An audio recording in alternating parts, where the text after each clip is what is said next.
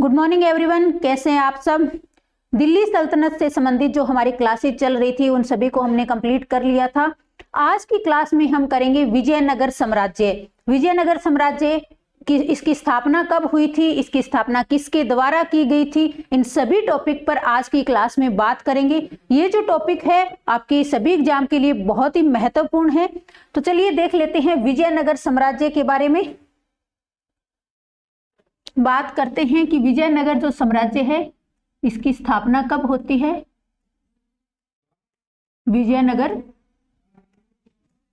साम्राज्य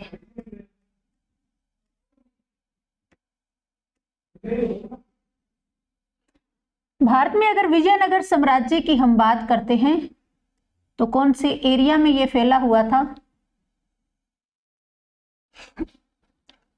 ये फैला हुआ था,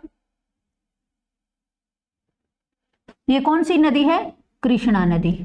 कृष्णा नदी के दक्षिणी भाग में कृष्णा की जो सहायक नदी है कौन सी नदी हो जाएगी, तुंगभद्रा नदी। कौन सी नदी हो जाएगी ये, तुंगभद्रा नदी। कृष्णा की सहायक नदी है तुंगभद्रा नदी।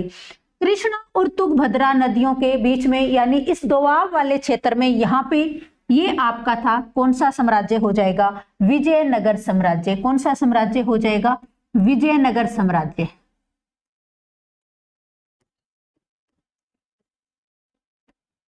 कौन सा साम्राज्य हो जाएगा, विजयनगर साम्राज्य। वर्तमान में जो आपका कर्नाटक वाला एरिया है यही किस नाम से जाना जाता था, विजयनगर साम्राज्य था आपका। ये जो दोआब वाला क्षेत्र है ये विजयनगर साम्राज्य के अंतर्गत, और उसका ऊपर वाला जो एरिया है ये था बहमनी साम्राज्य। कौन सा था, बहमनी साम्राज्य। इसके बारे में हम अगली क्लास में पढ़ाई करेंगे पूरी। इन दोनों में आपस में हमेशा ही संघर्ष चल रहा था। शुरू से अंत तक हमें बहमनी साम्राज्य और विजयनगर साम्राज्य के बीच में दोनों में आपस में संघर्ष दिखाई देता है।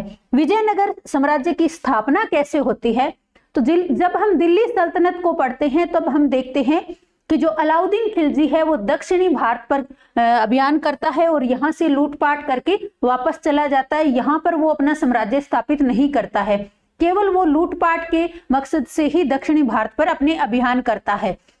उससे पहले या बाद में हम इतने कोई भी शासक को नहीं देखते हैं जो दक्षिणी भारत में आक्रमण करता हो, लेकिन उसके बाद में मोहम्मद बिन तुगलक कौन हो जाएंगे, मोहम्मद बिन तुगलक।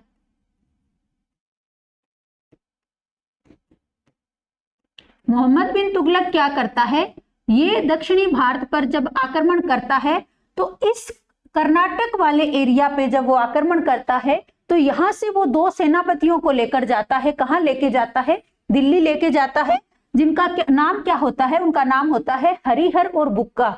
दोनों को जब वो दिल्ली लेके जाता है तो वहां पे उन दोनों को बंदी बना लेता है, लेकिन बाद में हरिहर और बुक्का जब दोनों मुस्लिम धर्म को स्वीकार कर लेते हैं तो उसका नतीजा ये निकलता है कि वो उन दोनों को रिहा कर देता है। और कुछ समय पश्चात वो हरिहर और बुक्का को वापस इसी एरिया में यानी विजयनगर में वापस भेजता है। किस लिए, यहाँ पर दिल्ली सल्तनत का विस्तार करने के लिए। लेकिन जैसे ही हरिहर और बुक्का दोनों वापस आते हैं तो यहाँ आने के बाद वो फिर से हिंदू धर्म धारण कर लेते हैं और यहाँ पे एक साम्राज्य की स्थापना करते हैं जिसका नाम होता है विजयनगर साम्राज्य। बाद में आगे चलकर ये विजयनगर साम्राज्य बहुत बड़ा साम्राज्य बनता है। आज की क्लास में हम इसी साम्राज्य पर बात करने जा रहे हैं। किसने इसकी स्थापना की है, हरिहर और बुक्का ने। और विजयनगर साम्राज्य के अंतर्गत कितने वंश थे जिन्होंने इस विजयनगर साम्राज्य पर शासन किया था। तो चलिए क्लास को स्टार्ट करते हैं। तो सबसे पहले हम देख लेते हैं कि जो विजयनगर साम्राज्य है इसमें कितने वंश थे। तो पहला आपका था संगम वंश। कौन सा था, संगम वंश। दूसरा इसमें आपका हो जाएगा सालू वंश। कौन सा हो जाएगा, सालू वंश। तीसरा आपका होगा तुल्लु वंश या तालु वंश, तुल्लु वंश। चौथा आपका हो जाएगा अरिवेडु वंश, अरिवेडु वंश। विजयनगर साम्राज्य के अंतर्गत इन 4 वंशों के द्वारा शासन किया जाता है। सबसे पहले कौन सा वंश है? तो सबसे पहले आपका आता है संगम वंश। कौन सा आ जाएगा? संगम वंश। सबसे पहले किस वंश की स्थापना होती है? संगम वंश की स्थापना होती है। और किसके द्वारा की जाती है? इसकी स्थापना अगर बात करें 1336 में होती है और 1485 ईस्वी तक। कब से कब तक है? 1336 से 1485 ईस्वी तक। और इसके संस्थापक कौन होते हैं? तो इसके संस्थापक आपके होंगे हरिहर और बुक्का। हरिहर और बुक्का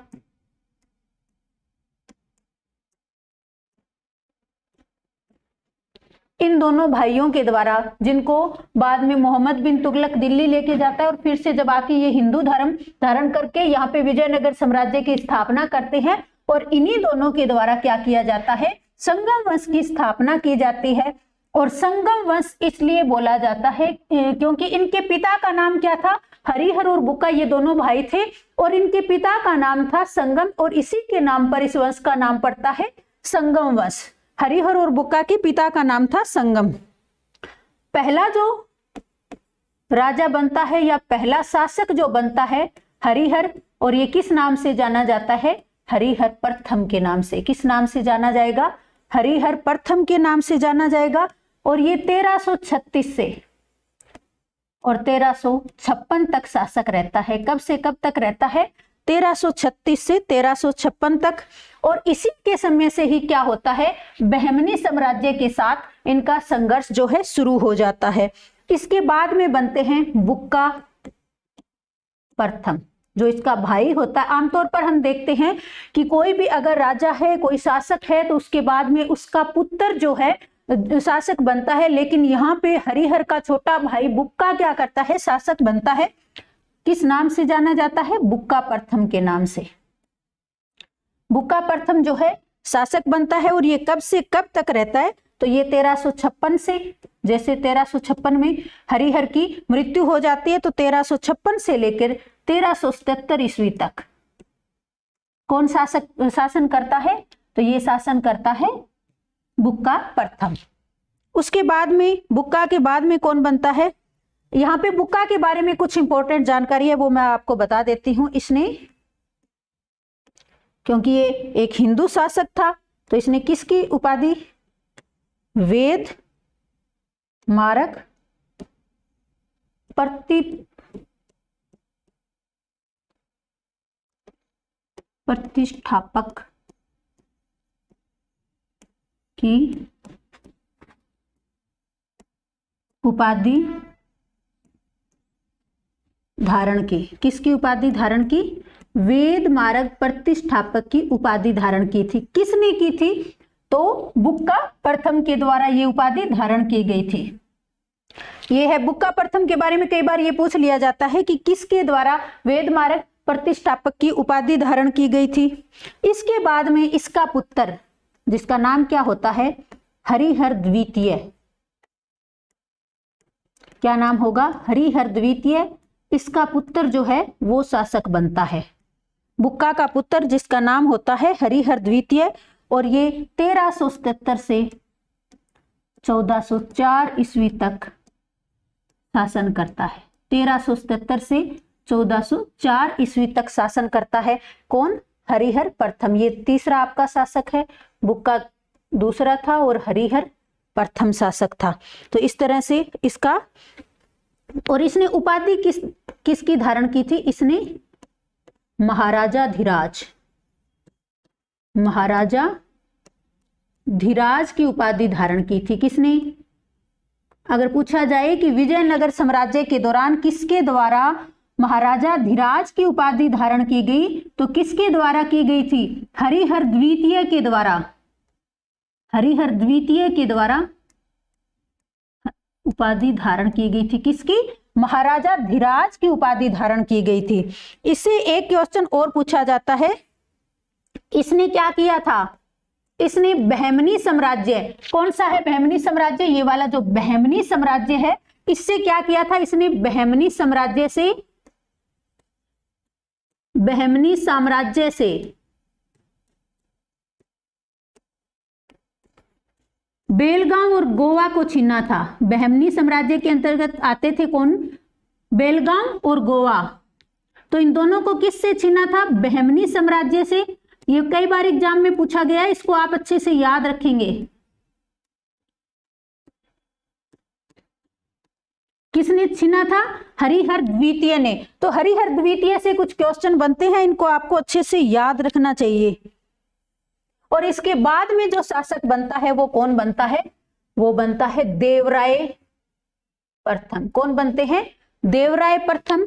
यहां से सबसे पहले है आपका हरिहर प्रथम, फिर बुक्का प्रथम, फिर हरिहर द्वितीय, और उसके बाद में देवराय प्रथम जो 1404 में शासक बनते हैं, देवराय प्रथम। देवराय प्रथम है। इसके बाद में शासक बनेंगे हरिहर द्वितीय। के बाद में 1404 में कौन बन रहा है, हरिहर द्वितीय बन रहा है, और 1377 में बन रहा है। और कब तक रह रहा है, 1404 ईस्वी तक रह रहा है। और उसके बाद में 1404 में कौन बन रहा है, देवराय प्रथम बन रहा है 1404 में। और कब तक रहेंगे, ये रहेंगे 1422 तक। कब तक रहेंगे, 1422 ईस्वी तक। इसने क्या किया था, इसने तुंगभद्रा नदी पर बांध बनाकर नहरों का निर्माण किया था। किसने, देवराय प्रथम ने।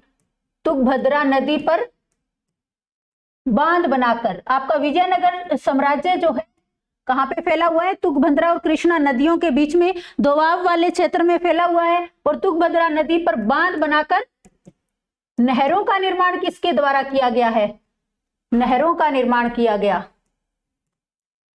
नहरों का निर्माण किया गया। तो किसके द्वारा किया गया था, देवराय प्रथम के द्वारा।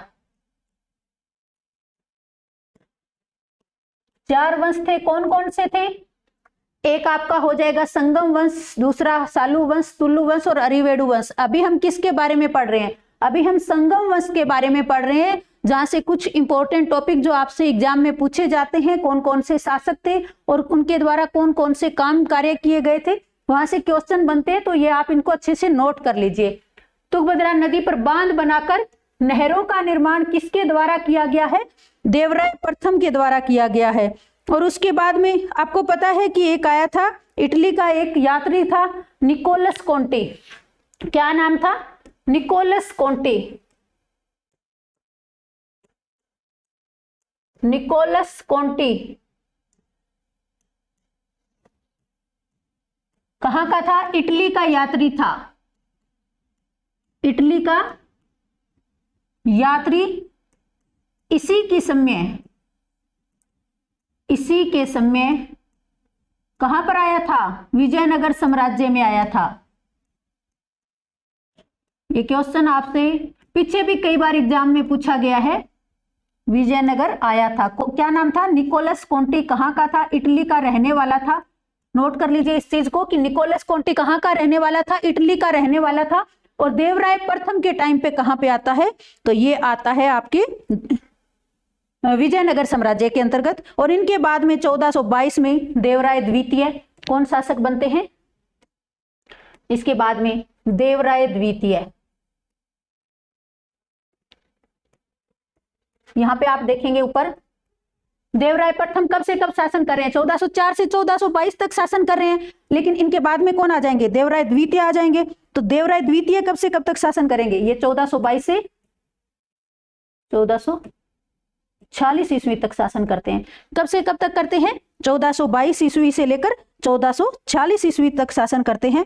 और ये संगम वंश के, इस वंश के क्या होते हैं,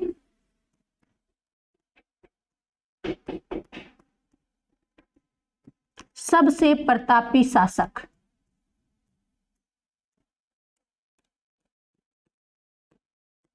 सबसे प्रतापी शासक होते हैं कौन, देवराय द्वितीय।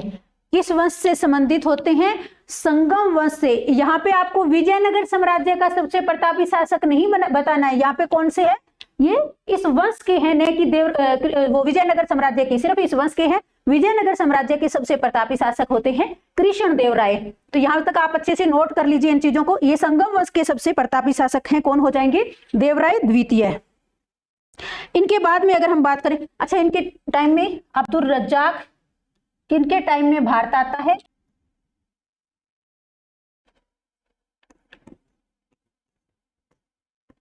फारसी यात्री होते हैं, एक फारसी यात्री अब्दुल रज्जाक। देवराय द्वितीय के टाइम में, किसके टाइम में? देवराय द्वितीय के टाइम में किस समय भारत आया था?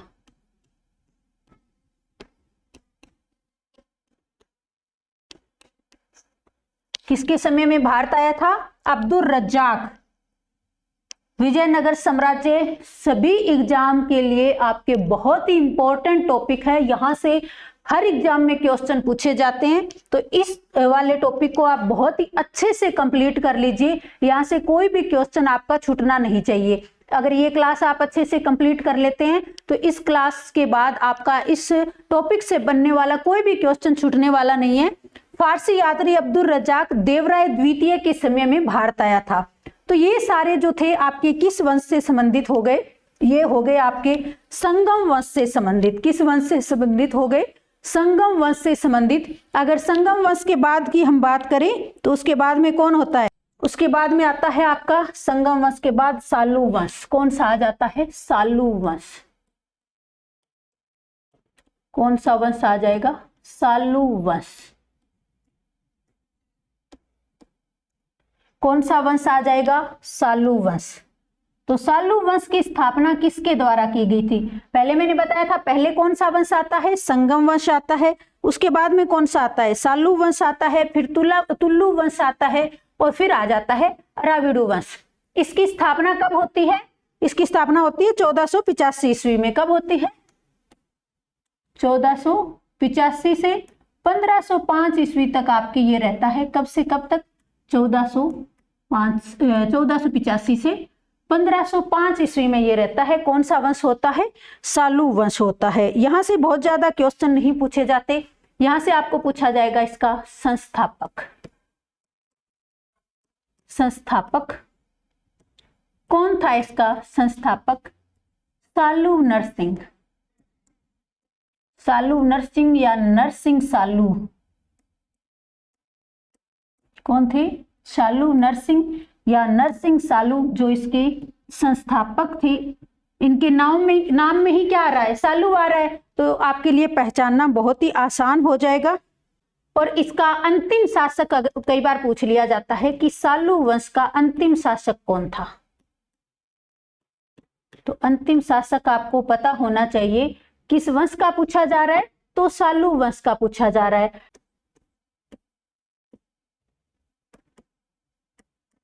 आदि नरसिंह, ये दोनों ही नरसिंह के नाम से ही थे। ये हो जाएंगे आपके सालू वंश के अंतिम शासक। कौन हो जाएंगे? इमादी नरसिंह। कौन हो जाएंगे? इमादी नरसिंह। इसके बाद में कौन सा वंश आता है? तो इसके आगे का भी मैं आपको बता देती हूँ। इसके बाद में आपका आएगा तुल्लु वंश। कौन सा वंश आ रहा है? तुल्लु वंश। सबसे ज्यादा क्वेश्चन आपके इसी वंश से बनेंगे। कौन से वंश से? तुल्लु वंश से। संस्थापक तीसरा वंश कौन सा है? तुल्लु वंश। कौन हो जाएंगे इसके संस्थापक? बताइए शाबाश। तुल्लु वंश के संस्थापक कौन हो जाएंगे? इसके है सालू नरसिंह और इसके कौन हो जाएंगे? वीर नरसिंह। कौन हो जाएंगे? वीर नरसिंह। किसके संस्थापक हैं? तुल्लु वंश के। किस वंश के संस्थापक हो जाएंगे? तुल्लु वंश के। वीर नरसिंह के बाद में, यहां से वीर नरसिंह से आपसे ज्यादा क्वेश्चन नहीं बनेंगे, लेकिन वीर नरसिंह के बाद इनका छोटा भाई शासक बनता है। कौन होता है? विजयनगर साम्राज्य का सबसे शक्तिशाली शासक। इनके बाद में कौन होता है? इनका छोटा भाई। कौन होगा? कृष्ण देव राय। कृष्ण देव राय शासक बनेंगे। वीर नरसिंह का छोटा भाई कृष्ण देव राय संस्थापक ये हैं। उसके बाद में छोटा भाई कृष्ण देव राय शासक बनता है। और यहां से आपके सबसे ज्यादा क्वेश्चन बनते हैं। विजयनगर साम्राज्य का सबसे शक्तिशाली शासक, कहां का? विजयनगर साम्राज्य का, विजयनगर साम्राज्य का सबसे शक्तिशाली शासक, सबसे शक्तिशाली शासक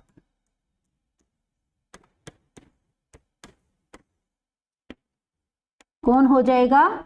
कृष्ण देव राय, जिससे सबसे ज्यादा क्वेश्चन आपके पूछे जाते हैं एग्जाम में। तो थोड़ा जान लेते हैं पहले कृष्ण देव राय के बारे में। कब ये शासक बनते हैं? तो कब बनते हैं कृष्ण देव राय? कृष्ण देव राय कब शासक बनेंगे? 1509 से 1509 में शासक बनते हैं। 1509 में शासक बनते हैं और 1526 तक, 26 तक, कब से कब हो गया? 1509 से 1526 तक शासन करते हैं। कौन? कृष्ण देव राय, जहां से सबसे ज्यादा क्वेश्चन बनेंगे। बहुत कम टाइम तक इनका शासन रहता है, लेकिन क्वेश्चन यहां से आपके सबसे ज्यादा बनते हैं। कौन सा वंश है? तुल्लु वंश है। स्थापना किसके द्वारा की जाती है? वीर नरसिंह के द्वारा की जाती है। और उसके बाद 1500 यहाँ पे 1526 नहीं, यहाँ होगा आपका 1529।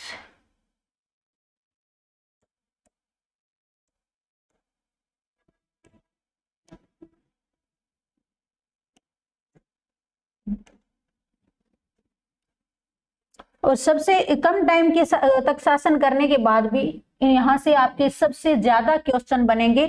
कहां से बनेंगे सबसे ज्यादा क्वेश्चन? तुल्लु वंश के कृष्ण देव राय का जो शासन था, वहां से आपके सबसे ज्यादा क्वेश्चन बनते हैं।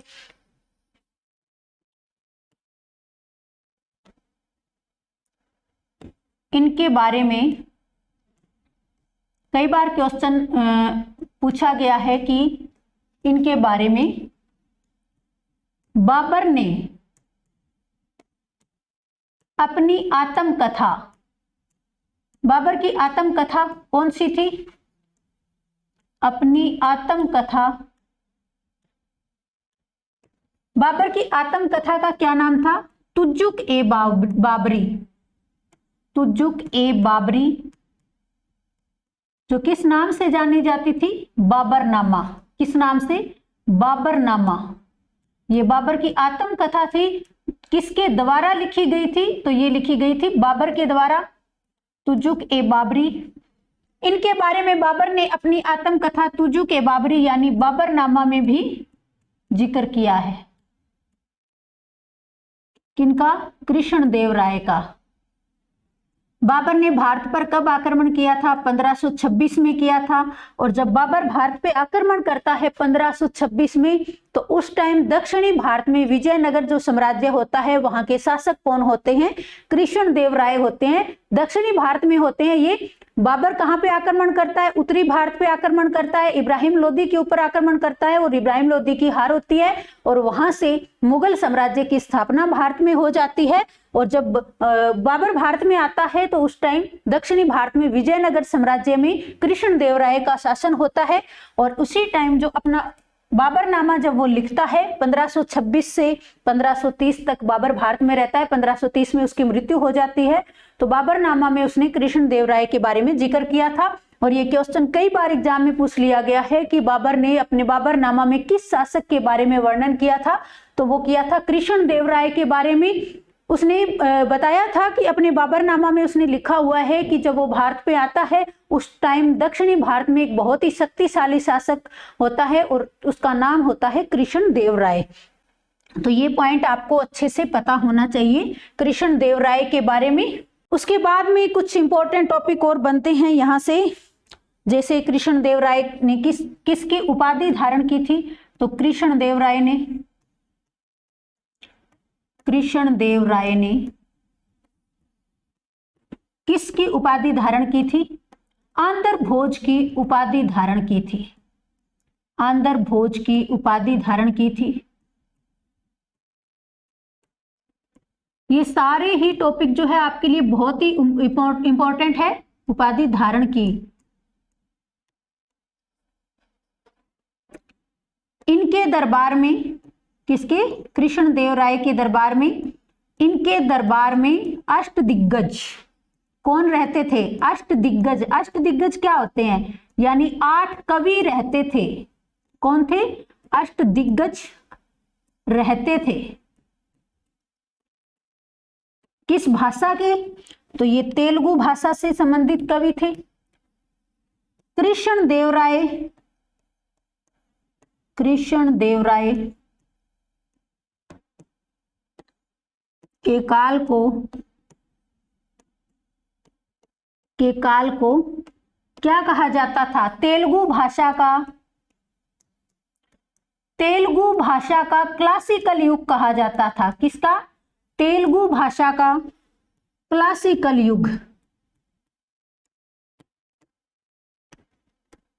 क्लासिकल युग कहा जाता था। कौन सी भाषा का? तेलुगु भाषा का क्लासिकल युग कहा जाता था।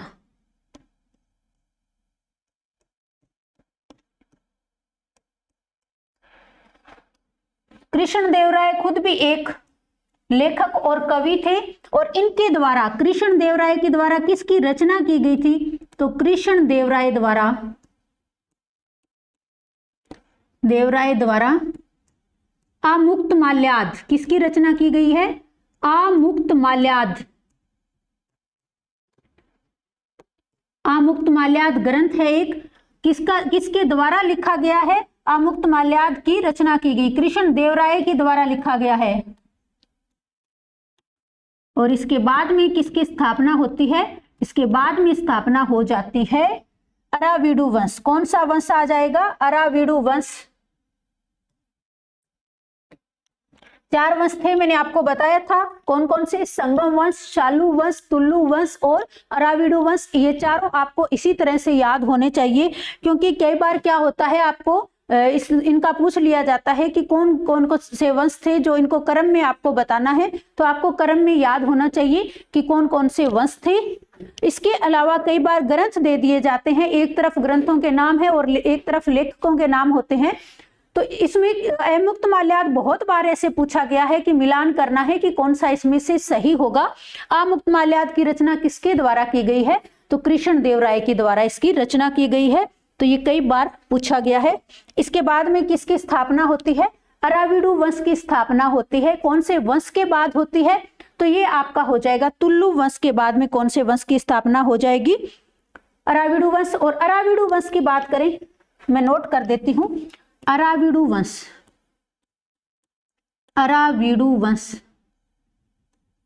कौन सा नंबर का था? ये 4थे नंबर का था। और इसकी किसके द्वारा स्थापना की जाती है? तिरुमल के द्वारा इसकी स्थापना की जाती है। कौन सा वंश हो जाएगा? अराविडु वंश, जिसकी स्थापना तिरुमल के द्वारा की जाती है। तो ये विजयनगर साम्राज्य से संबंधित कुछ महत्वपूर्ण जानकारी थी, इसको हमने कंप्लीट कर लिया है। अब हम विजयनगर साम्राज्य से संबंधित जितने भी इंपॉर्टेंट क्वेश्चन बनते हैं उन सभी क्वेश्चन को कंप्लीट करेंगे। तो चलिए क्वेश्चन को देख लेते हैं। पहला हमारा क्वेश्चन है, विजयनगर राज्य की स्थापना की थी, किसने की थी? बताइए। शाबाश। विजयनगर साम्राज्य की स्थापना किसके द्वारा की गई थी? अभी मैंने आपको बताया था। और ये क्वेश्चन उत्तराखंड पीसीएस का जो पेपर होता है उसके प्री के एग्जाम में 2004 में आपसे पूछा गया था। विजयनगर साम्राज्य की स्थापना की थी, किसके द्वारा की गई थी? ऑप्शन ए है विजय राय ने, ऑप्शन बी है हरिहर द्वितीय ने, ऑप्शन सी है हरिहर और बुक्का ने, ऑप्शन डी है बुक्का द्वितीय ने। विजयनगर साम्राज्य की स्थापना किसके द्वारा की गई थी, बताइए शाबाश। तो अभी मैंने आपको बताया था कि हरिहर और बुक्का दो भाई थे जिनके द्वारा किसकी स्थापना की जाती है, विजयनगर की स्थापना की जाती है। जब वो मोहम्मद बिन तुगलक के द्वारा कहाँ पे लेके जाया जाता है, उनको दिल्ली लेके जाया जाता है, वहां ये मुस्लिम धर्म स्वीकार कर लेते हैं। लेकिन जब वापस इन्हें भेजा जाता है विजयनगर वाले एरिया में, यानी दिल्ली सल्तनत के विस्तार के लिए भेजा जाता है, लेकिन वापस यहाँ आने के बाद ये क्या करते हैं, हिंदू धर्म स्वीकार कर लेते हैं और विजयनगर की स्थापना करते हैं, जो आगे चलकर बहुत बड़ा साम्राज्य बनता है। तो ऑप्शन सी वाला आपका सही आंसर हो जाएगा। अगला हमारा क्वेश्चन है, विजयनगर के उस पहले शासक की पहचान करें जिसने बहमनियों से गोवा को छीना था। अगर आपने पूरी क्लास को अच्छे से कंप्लीट किया है पीछे, तो ये क्वेश्चन जो है आपके लिए बहुत ही आसान हो जाएगा। ऑप्शन ए है हरिहर प्रथम, ऑप्शन बी है हरिहर द्वितीय, ऑप्शन सी है बुक्का प्रथम या ऑप्शन डी है देवराय द्वितीय। अगर हम विजयनगर साम्राज्य की बात करें तो अभी मैंने बताया था कृष्णा और तुंगभद्रा दोनों नदियों के बीच में फैला हुआ था। कौन सी नदी है, कृष्णा नदी, और दूसरी कौन सी है, ये आपकी तुंगभद्रा नदी हो जाएगी। इन दोनों नदियों के बीच में फैला हुआ था। हरिहर द्वितीय ऐसा शासक था जिसके टाइम में पूरे दक्षिणी भारत पर, यहाँ पूरे दक्षिणी भारत पर विजयनगर साम्राज्य की स्थापना हो चुकी थी। विजयनगर का शासन पूरे दक्षिणी भारत पे चल रहा था और इसी ने जो ऊपर बहमनी साम्राज्य था, बहमनी साम्राज्य से कौन कौन सी जगह को छीना था, एक तो था गोवा और दूसरा कौन सा था, बेलगांव। कौन सा हो जाएगा, गोवा और बेलगांव को छीना था किसने, हरिहर द्वितीय ने। पहला शासक कौन होता है विजयनगर साम्राज्य का, हरिहर प्रथम होता है। उसके बाद में बुक्का प्रथम उसका भाई शासक बनता है और बुक्का प्रथम के बाद बुक्का का पुत्र हरिहर द्वितीय शासक बनता है और उसी के द्वारा गोवा और बेलगाम बहमनियों से छीने जाते हैं। नेक्स्ट हमारा क्वेश्चन है, निम्नलिखित कथनों पर विचार कीजिए। पहला स्टेटमेंट है, नरसिंह सालू ने संगम वंश का अंत किया और उसने राज सिंहासन छीनकर सालू वंश का आरंभ किया था। दूसरा स्टेटमेंट है, वीर नरसिंह ने अंतिम सालू शासक को गद्दी से उतारकर राज सिंहासन छीना। तीसरा है, वीर नरसिंह के उत्तरवर्ती उनके अनुज कृष्ण देव राय थे। और चौथा है, कृष्ण देव राय के उत्तरवर्ती उनके अर्ध भाई अच्युत देव राय थे। तो कौन सा इसका सही आंसर हो जाएगा। देखिए अभी मैंने आपको ये सारी चीजें अच्छे से समझा दी थी, अगर आपने क्लास को ढंग से देखा है तो। पहला देखिए, नरसिंह सालू ने, अभी मैंने आपको बताया था कि सालू वंश की स्थापना किसके द्वारा की जाती है, सालू नरसिंह या नरसिंह सालू के द्वारा। तो नरसिंह सालू ने संगम वंश का अंत किया, संगम वंश के बाद ही सालू वंश आता है, तो ये सही है। और उसने राज सिंहासन छीनकर सालू वंश का आरंभ किया, एकदम सही स्टेटमेंट हो जाएगा ये। दूसरा है, वीर नरसिंह ने अंतिम सालू शासक को गद्दी से उतारकर राज सिंहासन छीना। तो सालू वंश का संस्थापक कौन था, सालू नरसिंह था, लेकिन तुल्लू वंश का संस्थापक कौन था, वीर नरसिंह था। और अंतिम सालू शासक को उसने गद्दी से उतार दिया, तो ये वाला भी सही हो जाएगा। वीर नरसिंह की उत्तरवर्ती, अभी मैंने बताया था कि वीर नरसिंह का छोटा भाई, तुल्लू वंश की स्थापना किसके द्वारा की जा रही है, वीर नरसिंह के द्वारा की जा रही है।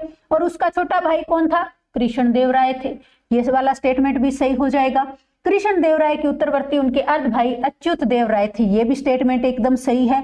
तो ये चारों ही स्टेटमेंट सही है, तो ऑप्शन डी वाला आपका सही आंसर हो जाएगा। 1 2 3 4 चारों ही सही है। नेक्स्ट है, विजयनगर के राजा कृष्ण देव राय ने गोलकुंडा का युद्ध किस राजा के साथ लड़ा था। ऑप्शन ए है कुल्ली कुतुब शाह, ऑप्शन बी है कुतुबुद्दीन ऐबक, ऑप्शन सी है इस्माइल आदिल खान, ऑप्शन डी है गजपति। कई बार बच्चे इस क्वेश्चन को पढ़ने के बाद भी गलत कर देते हैं, क्योंकि सेम से नाम है कुतुबुद्दीन ऐबक और कुल्ली कुतुब शाह। लेकिन आपको यहाँ पे पता होना चाहिए कि कुतुबुद्दीन ऐबक कौन था, गुलाम वंश का संस्थापक था। किसका, गुलाम वंश का संस्थापक था। लेकिन जब गुलाम वंश की स्थापना होती है उस टाइम तो कृष्ण देव राय पैदा भी नहीं होते हैं, तो ये तो आपका आंसर हो ही नहीं सकता है। कौन सा आंसर सही होगा, कुल्ली कुतुब शाह। कृष्ण देव राय ने गोलकुंडा का युद्ध किस राजा के साथ किया था, कुल्ली कुतुब शाह के साथ किया था। ऑप्शन ए वाला सही आंसर होगा। नेक्स्ट हमारा क्वेश्चन है, कृष्णदेवराय के दरबार में अष्ट दिग्गज कौन थे? 8 मंत्री थे, 8 तेलुगु कवि थे, 8 महान सेनापति थे या 8 परामर्शदाता थे? बहुत ही आसान क्वेश्चन है और बहुत ही इंपॉर्टेंट क्वेश्चन है। अभी हमने इसको किया है तो आपको इसका आंसर पता होना चाहिए, और जिस क्वेश्चन का आंसर आपको आ रहा है उस क्वेश्चन का आंसर आप कमेंट बॉक्स में जरूर करेंगे। तो इसका सही आंसर क्या हो जाएगा? 8 तेलुगु कवि थे। कौन थे? अष्ट दिग्गज। जो कौन थे? 8 तेलुगु कवि हुआ करते थे। किसके दरबार में? कृष्णदेवराय के दरबार में। इनमें से किसे आंध्र भोज भी कहा जाता है? तो आंध्र भोज की उपाधि किसके द्वारा धारण की गई थी? कृष्णदेवराय के द्वारा धारण की गई थी। तो ऑप्शन ए वाला आपका सही आंसर हो जाएगा। इस क्वेश्चन का आप आंसर देंगे। देखिए, यूपीएससी और पीसीएस में आपसे इसी तरह के क्वेश्चन पूछे जाते हैं। हाँ, 10 से 12 ऐसे क्वेश्चन रहते हैं आपके जो फैक्चुअल रहते हैं, बाकी ज्यादातर इसी तरह से क्वेश्चन रहेंगे। तो आप जब तक इन क्वेश्चन की प्रैक्टिस नहीं करेंगे, आप एग्जाम में भी इनका आंसर सही नहीं कर पाएंगे। तो आपको आसान क्वेश्चनों पे नहीं जाना है, इस तरह से क्वेश्चन को भी आपको आंसर देना चाहिए। चलिए देखते हैं, निम्न कथनों पर विचार कीजिए और दिए गए कूट का प्रयोग करते हुए सही उत्तर का चयन कीजिए। सही उत्तर का चयन करना है। पहले वाला स्टेटमेंट है, विजयनगर के शासक कृष्णदेवराय ने अमुक्तमाल्याद ग्रंथ की रचना की थी।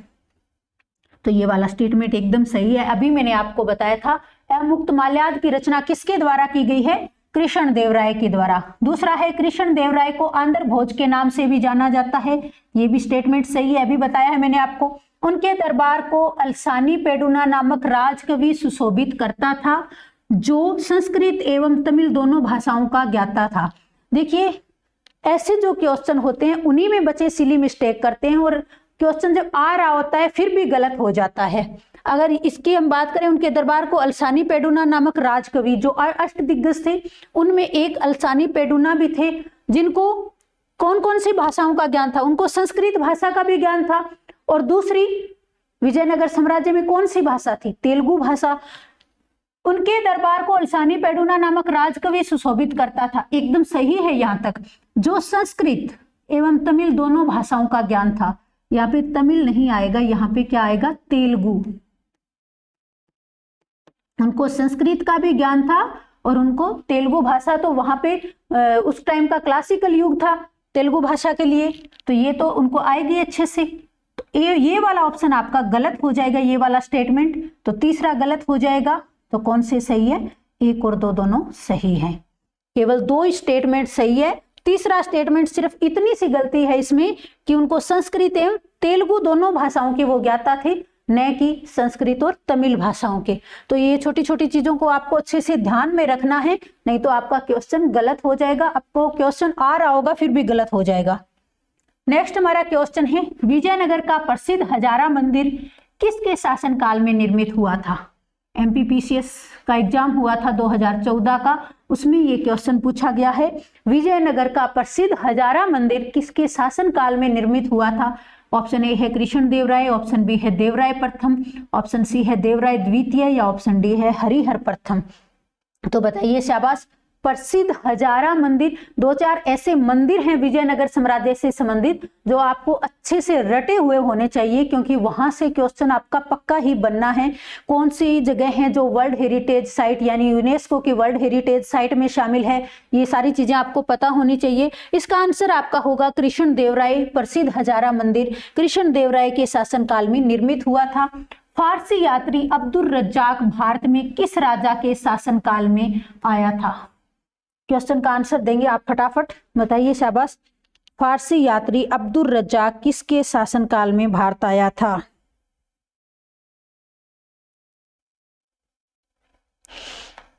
बताइए शाबाश, आंसर दीजिए। फारसी यात्री अब्दुल रज्जाक, तो ये किसके शासनकाल में आया था? देवराय द्वितीय के शासनकाल में आया था। किस वंश से संबंधित है देवराय द्वितीय? संगम वंश से संबंधित है। एक होता है संगम काल और एक है संगम वंश, ये दोनों अलग अलग है।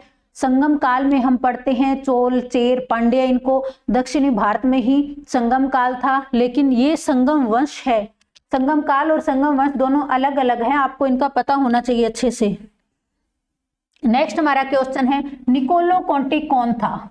एक प्रसिद्ध चित्रकार था, इटली का एक यात्री जिसने विजयनगर साम्राज्य की यात्रा की थी, एक पुर्तगाली यात्री था या एक ईरानी यात्री था? तो कौन सा आपका सही आंसर हो जाएगा बताइए। शाबाश निकोलो कोंटी। क्वेश्चन कई बार एग्जाम में पूछा गया है, बहुत ही इंपॉर्टेंट क्वेश्चन है। सही आंसर बताएंगे। निकोलो कोंटी कौन था? आंसर कीजिए, शाबाश।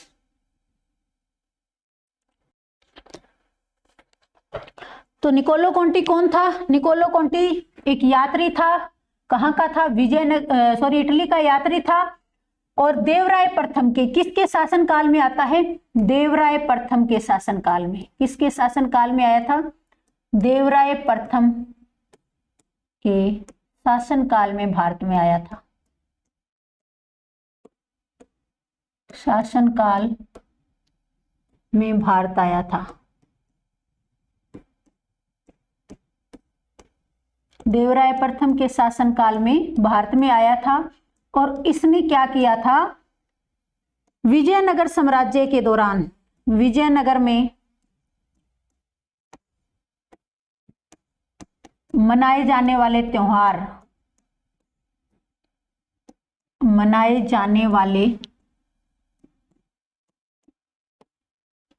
त्योहारों कौन कौन से थे? जैसे दीपावली, नवरात्रे, इन सब के बारे में बहुत सारे त्योहार जो भारत में मनाए जाते हैं, इनके बारे में वर्णन किसने किया था? निकोलो कोंटी ने। कहाँ का रहने वाला था? तो इटली का रहने वाला था। विजयनगर की यात्रा इसने किसके दौरान की थी? संगम वंश के शासक थे देवराय प्रथम, उनके शासनकाल में इसने विजयनगर की यात्रा की थी। तो इटली का एक यात्री था जिसने विजयनगर साम्राज्य की यात्रा की थी देवराय प्रथम के शासनकाल में। नेक्स्ट क्वेश्चन देखिए। पुर्तगाली लेखक नुनीज के अनुसार विजयनगर साम्राज्य में महिलाएं निम्नलिखित में किन क्षेत्रों में निपुण थी? और ये क्वेश्चन आपका आईएएस प्री का जो एग्जाम हुआ था 2021 और फिर से रिपीट उससे पहले का पूछा गया था 2014 में और फिर से रिपीट किया गया आपका 2021 में। तो मैं आपको हमेशा कहती हूं कि प्रीवियस ईयर के क्वेश्चन आपके लिए बहुत ही ज्यादा इंपॉर्टेंट है। यूपीएससी हो चाहे पीसीएस, कई बार क्वेश्चन रिपीट भी होते हैं और कई बार उन्हीं क्वेश्चन को घुमा फिरा के पूछ लिया जाता है। अगर आप प्रीवियस ईयर के क्वेश्चन नहीं लगाते हैं तो आपके लिए काफी बड़ा नुकसानदायक होगा। ये प्रीवियस किसी भी एग्जाम की आप तैयारी करिए लेकिन प्रीवियस ईयर के क्वेश्चन जरूर लगाइए। कम से कम 10 से 15 सालों के प्रीवियस ईयर के क्वेश्चन आपको अच्छे से आपने कर लिए होने चाहिए। इस तरह से क्वेश्चन आपसे फिर से रिपीट किए जाते हैं। पुर्तगाली लेखक नुनीज के अनुसार, एक पुर्तगाली लेखक था नुनीज जिसने विजयनगर साम्राज्य की यात्रा की थी। कहाँ का रहने वाला है? पुर्तगाल का रहने वाला है। और विजयनगर साम्राज्य में महिलाएं उसके अनुसार, यानी उसने जो लिखा है उसके अनुसार विजयनगर की महिलाएं किन क्षेत्रों में निपुण थी? ऑप्शन ए है कुश्ती, ऑप्शन बी है ज्योतिष शास्त्र, ऑप्शन सी है लेखाकरण, ऑप्शन डी है ऑप्शन चौथा आपका है भविष्यवाणी। तो नीचे दिए गए कूट का प्रयोग करते हुए सही उत्तर का चयन करना है। ए वाला ऑप्शन देख लीजिए, 1, 2 और 3, 1, 3 और 4, 2 और 4 या फिर 1, 2, 3 और 4। किन किन क्षेत्रों में विजयनगर साम्राज्य के दौरान महिलाएं निपुण थी? कौन कौन से कार्य वो करती थी? पहला है कुश्ती, ये एकदम सही है। ज्योतिष शास्त्र सही है। लेखाकरण और भविष्यवाणी, चारों ही क्षेत्रों में वो निपुण थी। उस टाइम में जो महिलाएं थी वो पुरुषों के साथ युद्ध क्षेत्र में भी जाया करती थी। वो घुड़सवारी में भी निपुण थी, वो कुश्ती में भी निपुण थी, वो ज्योतिष शास्त्र में भी निपुण थी और वो भविष्यवाणी और लेखाकरण। बहुत सारी ऐसी महिलाएं हैं जिनके द्वारा बहुत सारे साहित्यों की रचना की गई है। बहुत सारी ऐसी इससे पहले के टाइम में भी हम देखते हैं, वैदिक काल के टाइम में भी हम देखते हैं तो बहुत सी महिलाएं जैसे लोपामुद्रा अगस्त्य ऋषि की पत्नी थी, इनके द्वारा बहुत सारे ग्रंथों की भी रचना की गई थी। तो जो लोग ये बोलते हैं कि प्राचीन काल में महिलाओं की स्थिति जो है गंभीर थी तो वो उसमें बहुत ही गलत हैं, क्योंकि प्राचीन काल में अगर हम देखते हैं तो महिलाएं सभी क्षेत्रों में, चाहे वो कुश्ती का क्षेत्र है, ज्योतिष शास्त्र है, चाहे वो घुड़सवारी है, यहाँ तक कि महिलाएं पुरुषों के साथ युद्ध क्षेत्र में भी जाती थी। जब हम रामायण के बारे में पढ़ते हैं तब हम देखते हैं कि जब कैकेयी ने राजा दशरथ से 2 वचन लिए थे, किस टाइम लिए थे? जिस टाइम वो राजा दशरथ के साथ युद्ध में गई होती है उस टाइम वो राजा दशरथ की सहायता करती है, और उसी टाइम जो है राजा दशरथ उन्हें 2 वचन देते हैं, जो बाद में कैकेयी कब उनसे वचन मांगती है? जब राम को राज सिंहासन दिया जा रहा होता है उस टाइम वो अपने दोनों वचन लेती है। वो वचन कब दिए गए थे राजा दशरथ के द्वारा? जब कैकेयी राजा दशरथ के साथ कहाँ गई थी? युद्ध क्षेत्र में गई थी, और वहां पे राजा दशरथ की उन्होंने सहायता की थी। तो चारों ही क्षेत्रों में निपुण होती है, तो ऑप्शन डी वाला आपका सही आंसर हो जाएगा। नेक्स्ट हमारा क्वेश्चन है, तालीकोटा का युद्ध लड़ा गया था, किन किन के बीच में लड़ा गया था तालीकोटा का युद्ध? तालीकोटा के युद्ध के बाद विजयनगर साम्राज्य का अंत हो जाता है। विजयनगर साम्राज्य का अंत हो जाता है, ऐसे लिख लीजिए। विजयनगर साम्राज्य की हार होती है किस युद्ध में? तालीकोटा के युद्ध में। तालीकोटा के युद्ध में किन किन के बीच में लड़ा गया था? बताइए, शाबाश। जो तालीकोटा का युद्ध है किन किन के बीच में लड़ा गया था? सही आंसर बताएंगे। तालीकोटा का युद्ध किन किन के बीच में लड़ा गया था?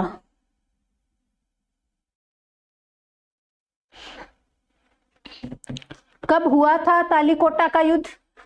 ये लड़ा गया था विजयनगर और बीजापुर, अहमदनगर तथा गोलकुंडा की संयुक्त सेनाओं के बीच में हुआ था। कब होता है? 1565 में। 1565 ईस्वी में। कब होता है? 1565 ईस्वी में होता है तालीकोटा का युद्ध। किन किन के बीच में? एक तरफ विजयनगर और बीजापुर, अहमदनगर तथा गोलकुंडा की संयुक्त सेनाओं के बीच में कौन सा युद्ध होता है? तालीकोटा का युद्ध होता है। नेक्स्ट क्वेश्चन है, जब राजा वोडियार ने मैसूर राज्य की स्थापना की थी तब विजयनगर साम्राज्य का शासक कौन था? आईएएस का जो आपका यूपीएससी का एग्जाम होता है, प्री का 2006 का जो एग्जाम है उसमें पूछा गया है कि जब राजा वोडियार ने मैसूर की स्थापना की थी। देखिए यहाँ से एक क्वेश्चन और भी बन सकता है। आपको क्या मिल गया? एक फैक्ट मिल चुका है कि मैसूर राज्य की स्थापना किसने की थी? राजा वोडियार ने की थी। और लेकिन जब राजा वोडियार ने मैसूर राज्य की स्थापना की है उस टाइम विजयनगर साम्राज्य का शासक कौन होता है? सदाशिव होता है, तिरुमल होता है, रंगा द्वितीय होता है या वेंकट द्वितीय होता है? तो इसका सही आंसर हो जाएगा वेंकट द्वितीय। कौन होते हैं? तिरुमल कौन है? तिरुमल हैं अराविडु वंश के संस्थापक। अराविडु वंश के संस्थापक हो जाएंगे तिरुमल। तो ऑप्शन डी वाला आपका सही आंसर हो जाएगा। नेक्स्ट हमारा क्वेश्चन है, विजयनगर साम्राज्य की वित्तीय व्यवस्था की मुख्य विशेषता क्या थी? ऑप्शन ए है अधिशेष लगान, ऑप्शन बी है भू राजस्व, ऑप्शन सी है बंदरगाहों से आमदनी, ऑप्शन डी है मुद्रा प्रणाली। देखिए विजयनगर साम्राज्य को बहुत सारी चीजों से आमदनी होती थी, जैसे व्यापार कर, भूमि कर, बंदरगाह कर। कर्नाटक वाले एरिया में कौन सा पड़ता है आपका? विजयनगर साम्राज्य, जो समुद्र के एकदम नजदीक है, तो बंदरगाह कर भी लगाए जाते थे। तरह तरह के कर उस टाइम में लगाए जाते थे। लेकिन यहाँ पे क्या पूछा जा रहा है कि मुख्य विशेषता बतानी है, सबसे ज्यादा कर कहाँ से प्राप्त होता है, सबसे ज्यादा राजस्व जो है विजयनगर साम्राज्य के दौरान कहाँ से प्राप्त होता है? तो विजयनगर साम्राज्य में अगर सबसे ज्यादा राजस्व की हम बात करें तो ये भू राजस्व से प्राप्त होता है। कहाँ से होता है? भू राजस्व से। अलग अलग जगह से कर आ रहा था, अलग अलग जगह से राजस्व की प्राप्ति हो रही थी, लेकिन सबसे ज्यादा हम बात करें मुख्य विशेषता कौन सी थी, तो वो हो जाएगा भू राजस्व। निम्नलिखित में से किस स्थान के खंडहर विजयनगर की प्राचीन राजधानी का प्रतिनिधित्व करते हैं? देखिए यूपीपीसीएस का मेंस का 2007 और 2008 दोनों एग्जाम में ये क्वेश्चन पूछ लिया जाता है, 2007 में पूछा जाता है और सेम टू सेम वही क्वेश्चन 2008 में भी रिपीट हो जाता है, और वो भी यूपी पीसीएस के मेंस के पेपर में हो रहा है। तो ये आपके किसी भी पीसीएस के एग्जाम में पूछा जा सकता है, चाहे वो यूपी का पीसीएस है, चाहे वो हरियाणा पीसीएस है, चाहे वो एमपी का पीसीएस है, बिहार पीसीएस है, सभी एग्जाम में आपसे ये क्वेश्चन पूछा जा सकता है। किस स्थान के खंडहर विजयनगर की प्राचीन राजधानी का प्रतिनिधित्व करते हैं? अहमदनगर, बीजापुर, गोलकुंडा या हम्पी? तो कौन सा इसका सही आंसर हो जाएगा? हम्पी। हम्पी को आपको यूनेस्को की वर्ल्ड हेरिटेज साइट, यूनेस्को की world heritage site, world heritage site में शामिल किया गया है, साइट में शामिल किया गया है। ये क्वेश्चन आपसे पूछा जा सकता है, शामिल किया गया है। किसको किया गया है? तो ये किया गया है हम्पी को। आपको यहाँ पे एक क्वेश्चन का आंसर देना है कमेंट बॉक्स में कि कितने रुपए के नोट पर, कितने रुपए के नोट पर हम्पी का चित्र बना हुआ है, ये आपको कमेंट में बताना है कि कितने रुपए के नोट पर हम्पी का चित्र बना हुआ है। सभी बच्चे इस क्वेश्चन का आंसर करेंगे कि कितने रुपए के नोट पर हम्पी का चित्र बना हुआ है। बताइए शाबाश, इसका सही आंसर क्या है? हम्पी हो जाएगा।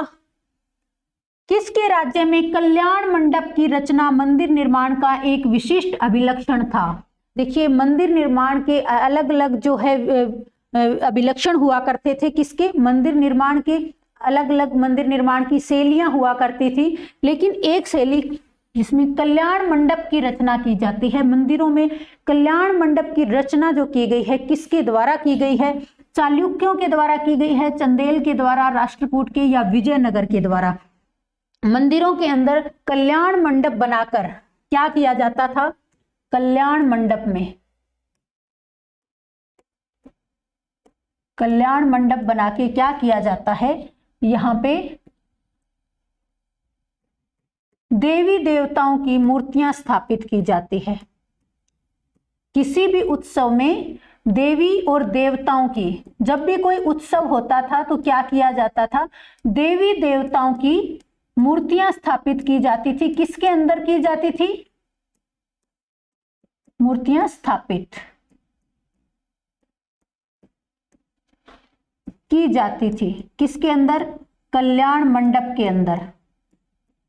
और ये कब से शुरू हुई थी? तो ये आपकी शुरू होती है विजयनगर साम्राज्य के दौरान। किसके दौरान? विजयनगर साम्राज्य के दौरान।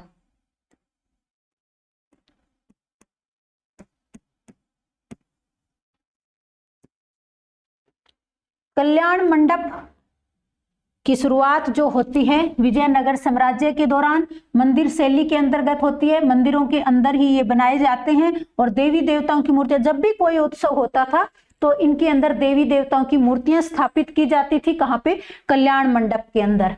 और विजयनगर साम्राज्य में ये शुरू होता है। नेक्स्ट हमारा क्वेश्चन है, प्रसिद्ध विजय विठल मंदिर जिसके 56 तक्षित स्तंभ संगीतमय स्वर निकालते हैं, कहाँ अवस्थित है? बहुत इंपॉर्टेंट क्वेश्चन है। आईएएस का जो प्री का 2007 में ये एग्जाम हुआ था, वहां पे ये क्वेश्चन आपसे पूछा गया है। विजय विठल मंदिर, कौन सा मंदिर है? विजय विठल मंदिर। किसके द्वारा बनवाया गया है? विजय विठल मंदिर। क्वेश्चन आपसे ये भी पूछा जा सकता है कि जो विजय विठल मंदिर है, विजय विठल मंदिर, इसका निर्माण किसके द्वारा किया गया है? मंदिर का निर्माण। तो बताइए शाबाश, इसका निर्माण किसके द्वारा किया गया है? तो इसका निर्माण किया गया है कृष्ण देव राय के द्वारा। किसके द्वारा? कृष्ण देव राय के द्वारा। कहां पे किया गया है? कहां पे है ये मंदिर? विजय विठल मंदिर कहां पर है? तो ये आपका हो जाएगा हम्पी में। हम्पी वर्तमान में हम्पी विजयनगर जो है उसी को अभी वर्तमान में किस नाम से जाना जाता है? हम्पी के नाम से जाना जाता है। कौन से एरिया में पड़ता है ये आपके कर्नाटक वाले एरिया में पड़ता है। और वहीं पे कौन सा मंदिर है? विजय विठल मंदिर पूछ सकते हैं आपसे, कौन से राज्य में है? निर्माण कृष्ण देवराय के द्वारा करवाया गया, हम्पी विजयनगर और कर्नाटक में ये स्थित है। और जहां पे ये मंदिर बना हुआ है वहां पे कितने स्तंभ बने हुए हैं? तो यहाँ पे टोटल कितने स्तंभ हैं? 56 स्तंभ बने हुए हैं। कितने स्तंभ बने हुए हैं? 56 स्तंभ बने हुए हैं। और इन स्तंभों से क्या होता है? संगीत में स्वर निकलते हैं। क्या निकलता है? संगीत में स्वर निकलते हैं। जब इन स्तंभों के पास जाके सुना जाता है तो हर टाइम इन स्तंभों से संगीत की ध्वनि आती रहती है। इतनी अच्छी तरीके से किस तरह की कला का प्रदर्शन किया गया है इन मंदिरों में, आप समझ सकते हैं कि 56 स्तंभ हैं और उन सभी से क्या होता है? संगीत की ध्वनि निकलती रहती है। कौन से मंदिर में है? विजय विठल मंदिर में है। और इससे कई बार अलग अलग एग्जाम में क्वेश्चन बने हैं। यहाँ तक कि यूपीएससी का जो आपका आईएएस का एग्जाम होता है उसमें भी 2007 में ये आपसे पूछा गया है कि जो प्रसिद्ध विजय विठल मंदिर है जिसके 56 स्तंभ जो है संगीत में स्वर निकालते हैं, कहाँ अवस्थित है? तो हम्पी के अंदर स्थित है। कहाँ पे हो जाएगा? विजयनगर में, कर्नाटक के अंदर है। और कृष्ण देवराय के द्वारा इस मंदिर का निर्माण करवाया गया है, विजय विठल मंदिर का। तो विजयनगर साम्राज्य से संबंधित जितने भी इंपॉर्टेंट क्वेश्चन हैं वो सारे के सारे हमने कंप्लीट कर लिए हैं। इस क्लास को करने के बाद विजयनगर साम्राज्य से संबंधित एक भी क्वेश्चन आपका छूटने वाला नहीं है। तो जो भी बच्चे आगामी किसी भी एग्जाम की तैयारी कर रहे हैं वो हमारे चैनल को सब्सक्राइब कर लीजिए ताकि हमारी आने वाली सभी वीडियो आप तक पहुंचती रहे। आज की क्लास में बस इतना ही। नेक्स्ट क्लास में फिर मिलेंगे नए टॉपिक के साथ। तब तक के लिए धन्यवाद।